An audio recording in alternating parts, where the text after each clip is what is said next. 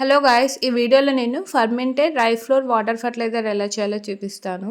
15 days back నేను ఒక బకెట్లో 2 కప్స్ రైస్ ఫ్లోర్ యాడ్ చేసి వాటర్లో బాగా మిక్స్ చేసి మధ్య మధ్యలో మనం మిక్స్ చేస్తూ ఉండాలి లిడ్ పెట్టేసి. అది 15 డేస్ తర్వాత ఒక 100 రూపీస్ టబ్ తీసుకొని మనం మిక్స్ చేసుకున్న ఫర్మెంట్ చేసుకున్నది 2 మగ్స్ యాడ్ చేసి రిమైనింగ్ అన్ని వాటర్తో డైల్యూట్ చేశాను. ఇది మెజర్మెంట్.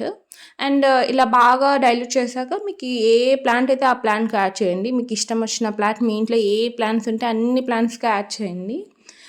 ఫ్రూట్ ట్రీస్ అయినా, ఫ్లవర్ ట్రీస్ అయినా, ఆర్నమెంటల్ అయినా అన్ని ప్లాంట్స్కి ఇవ్వచ్చు ఇది.